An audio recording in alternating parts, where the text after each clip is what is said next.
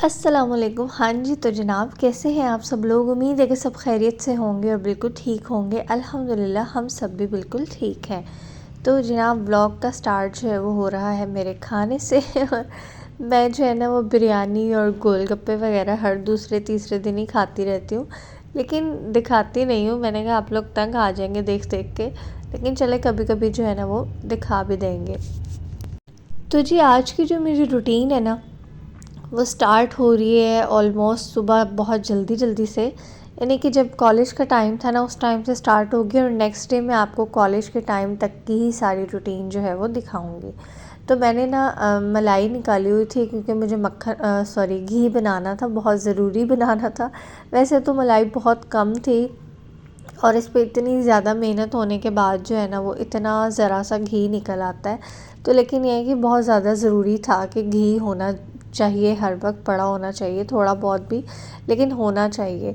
तो मैंने कहा कि मैं अभी जो है ना जितनी भी मलाई है ना उसका बना लेती हूँ, फिर जैसे और मलाई बनेगी तो फिर उसका जो है वो हम मज़ीद बना लेंगे।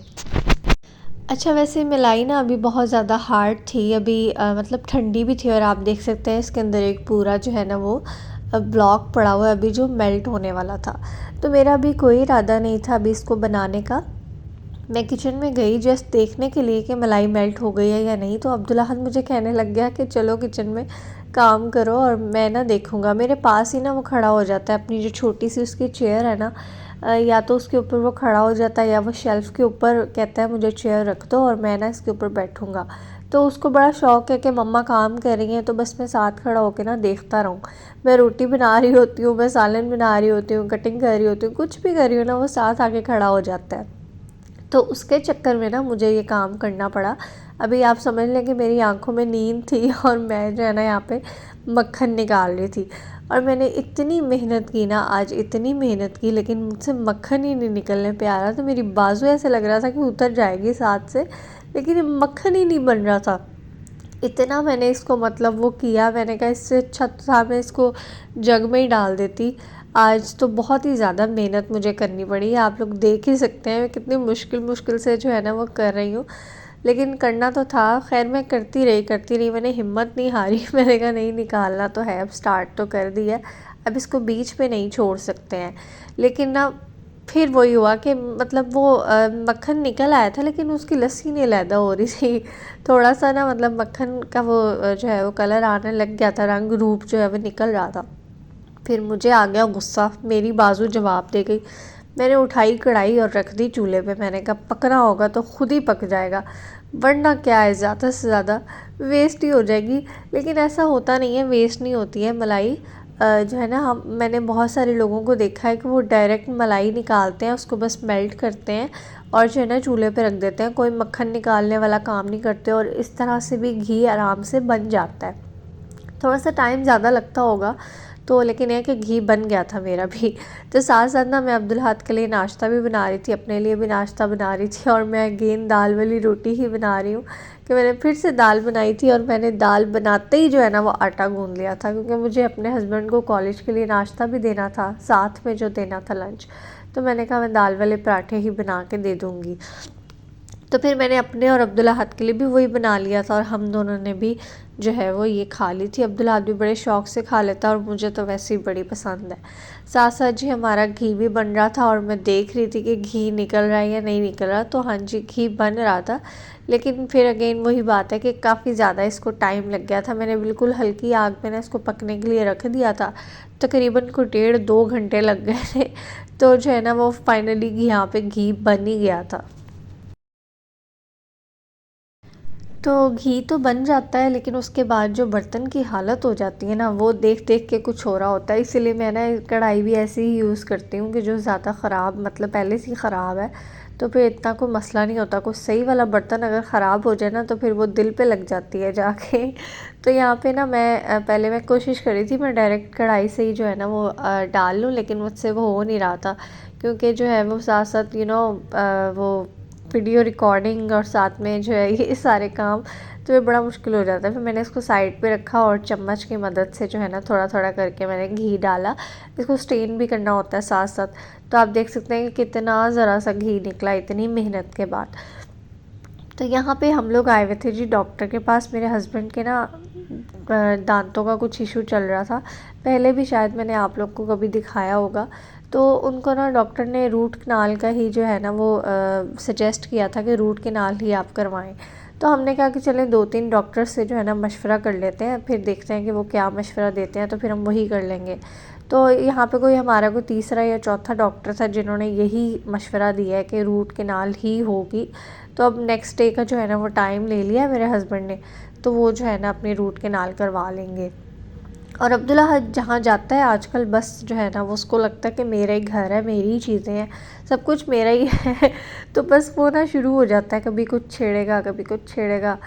तो बस आजकल इसका ये फेज़ चल रहा है। और ये बच्चे की उम्र ऐसी होती है कि इसने शरारतें करनी होती हैं, हर तरह की जो है ना वो शरारत बच्चे ने करनी होती है।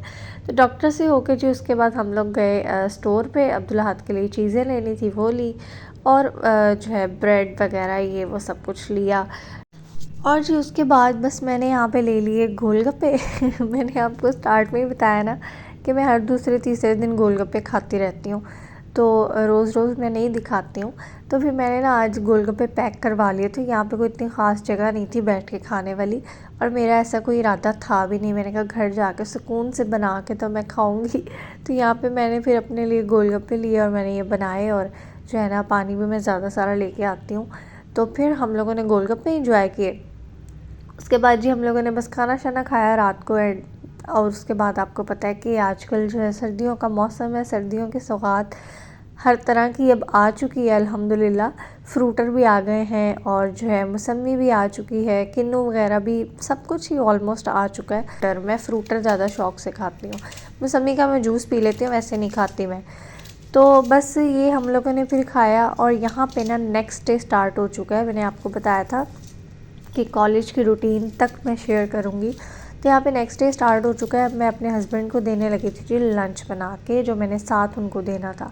तो उसके लिए ना यहाँ पे मैं बहुत ज़बरदस्त किस्म का एक अंडा बनाने वाली हूँ, और साथ में जो है पराठा भी बनाएंगे, लेकिन ज़रा यूनिक तरीके से बनाएंगे कि जो है ना वो अगर आप बच्चों के लिए भी बनाना चाहें ना तो वो कैरी करना भी ईजी हो जाएगा, और जो है ना आराम से वो खा भी सकते हैं। मतलब ऐसा होता है ना कि हम जब बच्चों को अलग-अलग अंडा और पराठा देते हैं तो वो मोस्टली बचा के ले आते हैं वापस, और वो उनसे खाया ही नहीं जाता है।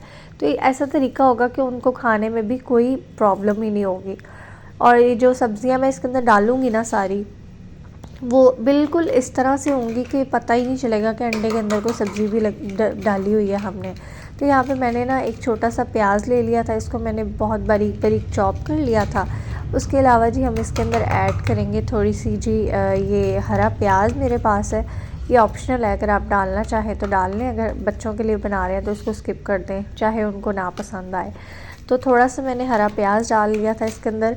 उसके अलावा जी हम इसके अंदर थोड़ी सी जो है ना वो ग्रेट की हुई गाजर डालेंगे। मैंने यहाँ पे ऑरेंज गाजर यूज़ की है, आप चाहें तो आप रेड भी यूज़ कर सकते हैं। और उसके अलावा जी बिल्कुल जो है ना वो बारीक बारीक कद्दूकश की हुई मैंने इसके अंदर गोभी भी थोड़ी सी डाली है, बंद गोभी। तो देख सकते हैं आप लोग वेजिटेबल्स अपनी मर्ज़ी से ऐड कर सकते हैं। अगर आपके पास टमाटर होना तो वो लाजमी ऐड कीजिएगा, संडे में बहुत मज़े के लगते हैं। लेकिन मेरे पास टमाटर नहीं थे तो मैंने इसलिए वो ऐड नहीं किए थे, क्योंकि वैसे काफ़ी सारी वेजिटेबल्स हो गई थी, तो टमाटर ना भी होते तो कोई इतना बड़ा इशू नहीं था। तो जी वेजिटेबल्स डालने के बाद जब हम इसके अंदर हल्के से मसाले ऐड करेंगे, और जस्ट हमने इसके अंदर नमक और थोड़ी सी जो है ना वो लाल मिर्च या कुटी लाल मिर्च जो भी आप यूज़ करना चाहें वो ऐड करेंगे। उसके अलावा हमने इसके अंदर कुछ भी नहीं डालना है। तो जो है ना ये अंडा वाकई बहुत मज़े का बनता है। मैंने अब्दुल्ला को बना के दिया तो उसने कहा मैंने रोटी खानी ही नहीं है, मुझे खाली अंडा खिला दो, तो वो खाली खा गया था माशाल्लाह से। तो अगर अब्दुल्ला को पसंद आ गया तो बच्चों को फिर पसंद आ सकता है। मैं इसलिए आपको अंदाज़न बता देती हूँ कि मेरा बच्चा है ना, तो बच्चों की जो चॉइसेस है ना वो बहुत मिलती जुलती होती हैं सबकी। तो इसलिए मैं कह देती हूँ अगर अब्दुल्ला ने ये चीज़ खाई है तो आपके बच्चों को भी पसंद आ ही जाएगी। तो बस यहाँ पे हम इन वेजिटेबल्स को जो है वो अच्छी तरह से मिक्स कर लेंगे मसालों के साथ, और इसके अंदर ना मैं 2 अंडे ऐड कर दूँगी, और उसको जो है बहुत अच्छी तरह से हम मिक्स कर लेंगे ताकि सारी वेजिटेबल्स और अंडे जो हैं वो एक जैसे हो जाएं।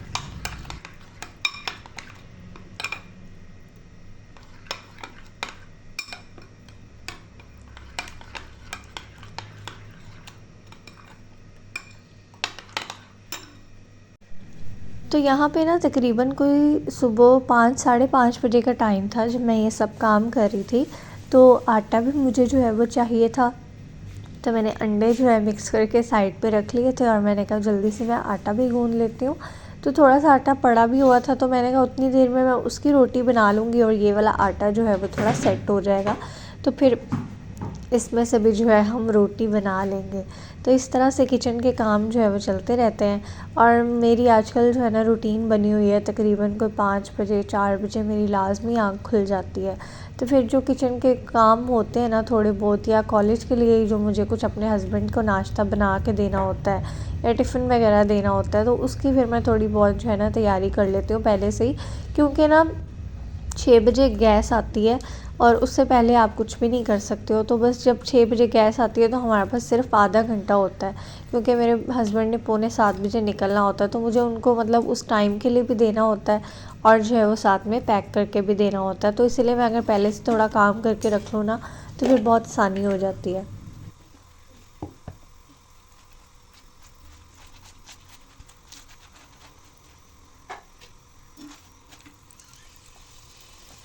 तो यहाँ पे जी जनाब हम लोगों ने ना सबसे पहले बिल्कुल सिंपल तरीके से जैसे हम पराठा बनाते हैं ना, वैसे हमने पराठा बना लेना। और जब पराठा हमारा बन जाएगा ना तो हमने उसको तवे से उतार देना है, और तवे पे अगेन फिर हम लोग घी ऑयल या जो भी आपने डालना है वो आप डालें। और साथ में जी हम इसके अंदर इसके ऊपर डाल देंगे ये अंडा। और अंडे की ना हमने बड़ी पतली सी लेयर बनानी है ताकि अच्छी तरह से जो है वो अंडा आपका पक जाए, कच्चा ना रहे बिल्कुल भी।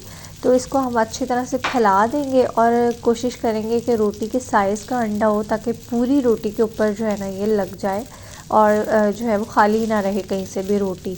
तो आप देख सकते हैं कि मैंने जो है अंडे को अच्छी तरह से फैला दिया और एक पतली सी बारीक सी लेयर बना दी है। और इसको हम नीचे वाली साइड से जो है वो अच्छी तरह से कुक कर लेंगे। और ये जो इसकी ऊपर वाली साइड है ना, इसके ऊपर हम लोगों ने रख देनी है जनाब रोटी। और आपने बिल्कुल भी परेशान नहीं होना कि ऊपर इसके कच्चा अंडा है तो कहीं वो कच्चा ना रह जाए, क्योंकि जब आप गरम गरम रोटी इसके ऊपर रखेंगे तो आपको पता है अंडा कितनी जल्दी पक जाता है। तो वो अंडा जो है ना ऑटोमेटिकली पक जाएगा, और जब आप उसको साइड चेंज करेंगे तो वो स्टीम से ही जो है ना वो सारा अंडा आपका रेडी हो जाएगा, बिल्कुल भी कहीं से कच्चा नहीं रहेगा। तो देख सकते हैं जी आप यहाँ पे हमारा जो है ना वो अंडा पराठा बड़ा ही मज़ेदार सा, बड़ा ही मज़े का वो रेडी हो चुका है। तो अब हम इसको पैक कर देंगे, लंच बॉक्स में रख देंगे और दे देंगे अपने हस्बैंड को। तो आप लोग भी इसको रेसिपी को जल्दी से ट्राई करें, अपने ब्रेकफास्ट में आप इसको बनाएं, बहुत मज़ा आने वाला है। साथ में चाय का कप होगा आपके हाथ में तो फिर क्या ही बात है। तो अपने इस ब्लॉग को भी यहीं पे एंड करते हैं। उम्मीद है कि आपको पसंद आया होगा। अगर पसंद आया है तो इसको लाइक करना मत भूलेगा। चैनल पे न्यू है तो सब्सक्राइब भी कर लें। मुझे अपनी दुआओं में याद रखिएगा। इंशाल्लाह दोबारा मिलेंगे। अल्लाह हाफिज़।